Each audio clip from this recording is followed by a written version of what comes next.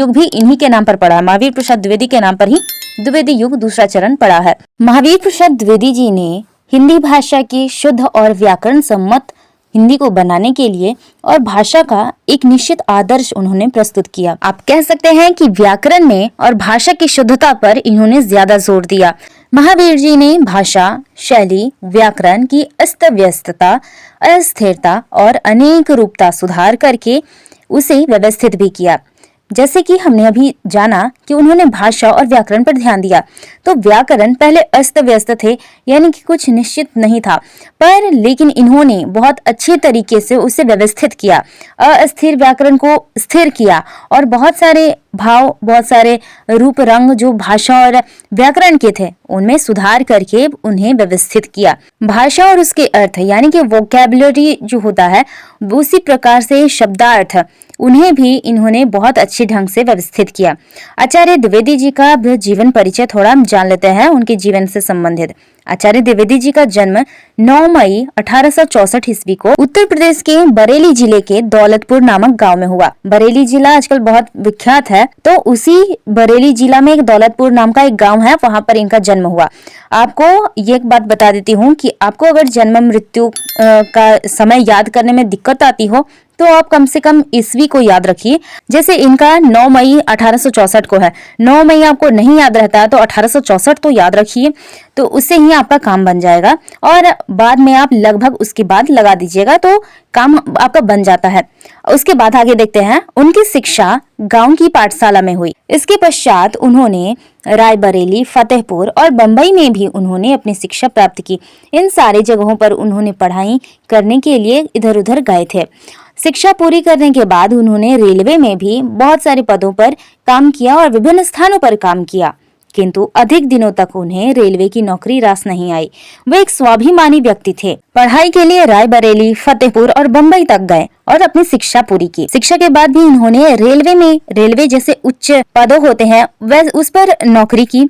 पहले उन्होंने तार बाबू का काम किया और बाद में वे उन्नति करते करते यानी कि उनका प्रमोशन होते होते डिस्ट्रिक्ट ट्रैफिक सुपरिटेंडेंट ऑफिस में चीफ क्लर्क हो गए, यानी कि बहुत अच्छा पद था रेलवे में, पर उन्होंने अपनी स्वाभिमान के कारण उन्हें त्याग दिया। वे अपना कर्तव्य समझते थे और अपने कर्तव्य को पालन करने के लिए हमेशा प्रयत्नशील रहते थे। उन्होंने वहां से इस्तीफा देकर वे साहित्य साधना में जुट गए। इसके बाद इन्होंने हिंदी से कुछ इनका लगाव था, इस वजह से इन्होंने हमारे हिंदी साहित्य में अपना जीवन झोंक दिया और उसके लिए साधना में जुट गए। तो इस्तीफा देकर इन्होंने हिंदी साहित्य की साधना में जुटे और इसी क्रम में सन 1903 में सरस्वती का संपादन कार्य किया। सरस्वती एक पत्रिका है, उन्हीं का संपादन कार्य इन्होंने शुरू कर दिया 1903 में। इस संपादन कार्य में उन्होंने अपनी ऐतिहासिक भूमिका निभाई, यानी कि सरस्वती नाम का आप हिंदी पढ़ोगे तो सरस्वती नाम का पत्रिका बहुत सारे महत्वपूर्ण लोगों ने इसका संपादन किया है और महत्वपूर्ण में ये भी आते हैं और इसमें इन्होंने बहुत ऐतिहासिक कार्य किए, बहुत अच्छे काम किए इन्होंने और अंततः इनका देहावसान यानी कि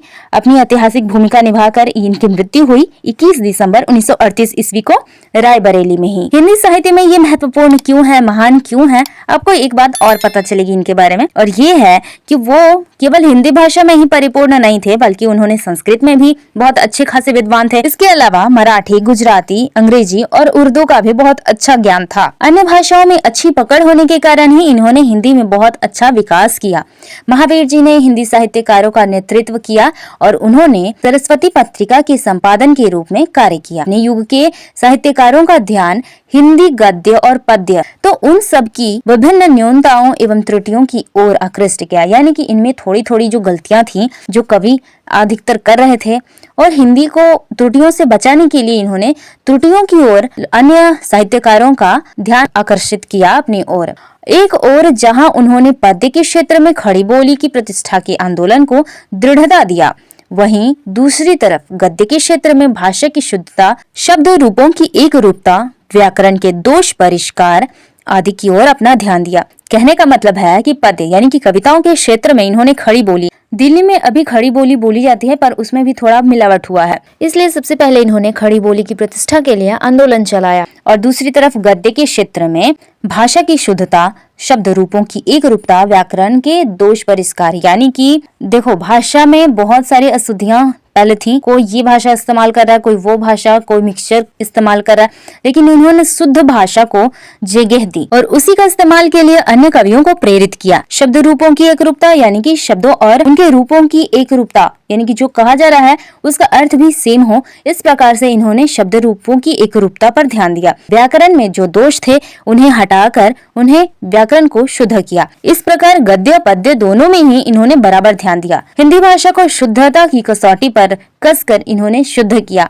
महावीर जी ने नवीन लेखकों का पथ प्रदर्शन किया, यानी कि नवीन जो लेखक उत्पन्न हो रहे थे उस समय, उन्हें एक विचारधारा दिया और एक पथ दिया। उसी पर वे अच्छे से लिखते गए, व्याकरण अच्छा से करके दिया, भाषा की शुद्धता करके दिया, तो कवियों को आसानी होती है लिखने में। तो इन्होंने इस प्रकार से उनके पद को सुदृढ़ किया और अच्छा व्यवस्थित किया। साहित्य में महावीर प्रसाद द्विवेदी जी को उच्च कोटि का आलोचक, निबंधकार, संपादक, पत्रकार, बहुभाषाविद सभी कुछ माना जाता है। उनका सर्वाधिक महत्व साहित्य निर्माता के रूप में है। महावीर जी आलोचक है, यानी कि बहुत सारी रचनाओं को उन्होंने अपने उनकी अच्छाई और बुराई दोनों को ही व्यवस्थित ढंग से बताने का कार्य किया है और बहुत अच्छे से बताया है। निबंधकार, उन्होंने बहुत सारे निबंध लिखे हैं। रही बात संपादक की, तो उन्होंने सरस्वती पत्रिका का संपादन कार्य किया, तो संपादक हुए। पत्रकार भी उन्होंने बहुत सारे पत्रकार के रूप में कार्य किया है। बहुभाषाविद, उन्हें आपको पता ही है, उन्होंने मराठी, गुजराती आदि भाषाओं का, बहुत सारी भाषाओं का ज्ञान था, इसलिए उनमें बहुत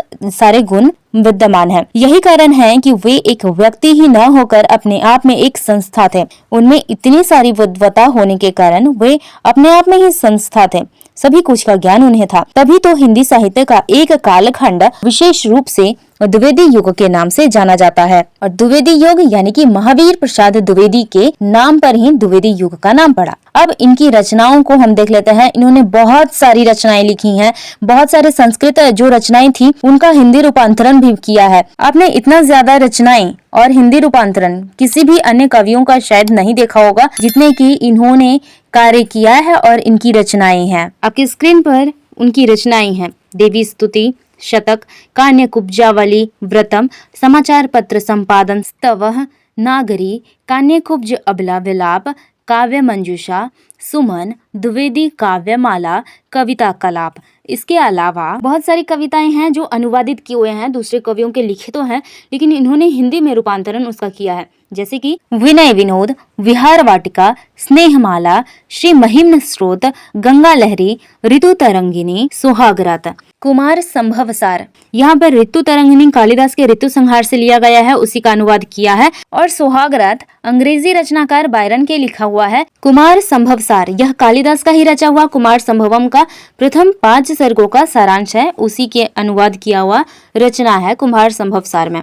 इसके अलावा मौलिक गद्य रचनाएं भी हैं, उन्होंने अपनी रचनाएं लिखी हैं, वो जान लेते हैं।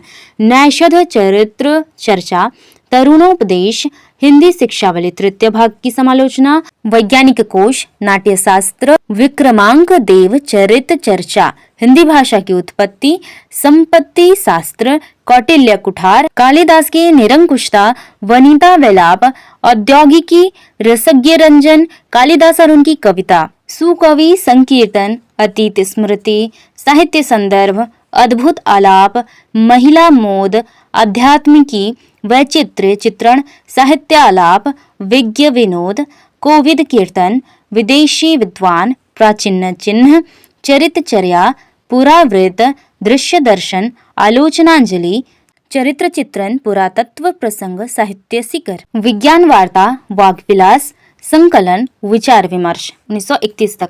यहाँ पर कब कब लिखा गया है वह भी आपको बताया गया है।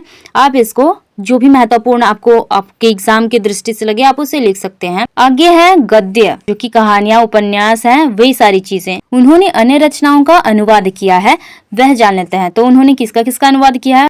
भामिनी विलास, अमृत लहरी, बेकन विचार रत्नावली, शिक्षा, स्वाधीनता, जल चिकित्सा, हिंदी महाभारत, रघुवंश, विनी संहार, कुमार संभव, मेघदूत, किराता अर्जुनीय, प्राचीन पंडित और कवि, आख्यायिका सप्तक। ये सारी रचनाएं इन्होंने लिखी हैं। आपको इससे हिसाब हो जाएगा कि ये कितने बड़े विद्वान थे और किस किस प्रकार का अनुवाद इन्होंने किया है। बहुत सारी रचनाएं जो हम संस्कृत में थे उन्हें पढ़ नहीं पाते थे, परंतु इन्होंने बहुत सारी रचनाओं का हिंदी अनुवाद किया है, बहुत सारी कविताओं का हिंदी रूपांतरण किया है।